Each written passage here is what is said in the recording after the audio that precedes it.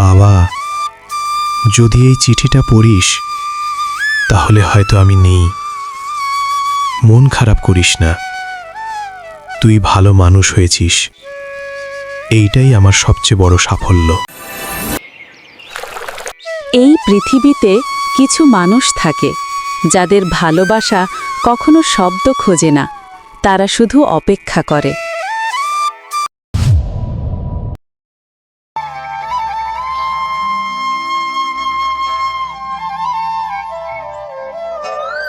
মন দিয়ে পড়িস বাবা, বড় মানুষ হবি। আমি বড় হয়ে আপনাকে শহরে নিয়ে যাব বাবা।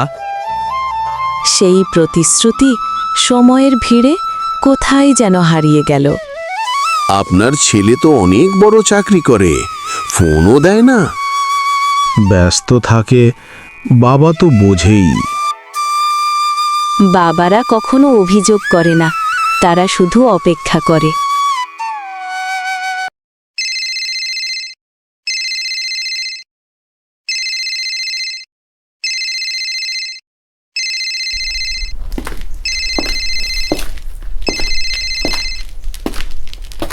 পরে কথা বলবো, বারবার কল দিয়েন না তো, ব্যস্ত আমি।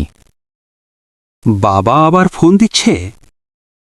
গ্রামে বসে শুধু সময় কাটানোর লোক। বাবা, তুই ভালো থাকলেই আমি সুখী। আমার শরীরটা একটু খারাপ, কিন্তু ভয় নেই, বাবারা তো শক্ত হয়।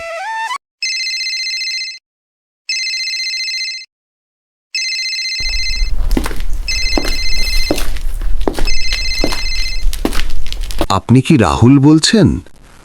আপনার বাবার অবস্থা খুব খারাপ।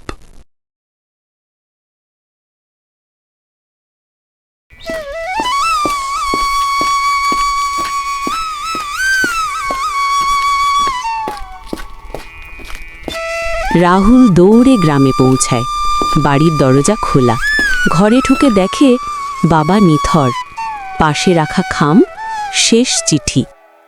রাহুল কাঁপা হাতে চিঠি খুলে পড়ে। বাবা, যদি এই চিঠিটা পড়িস তাহলে হয়তো আমি নেই।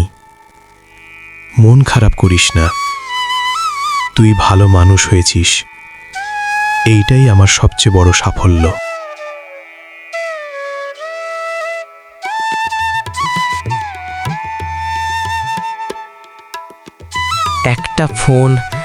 একটা ফোন যদি ধরতাম।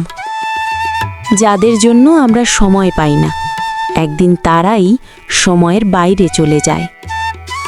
বাড়ির দেয়ালে বাবার ছবি, রাহুলের ফোনে বাবার নাম, কিন্তু আর কল আসে না।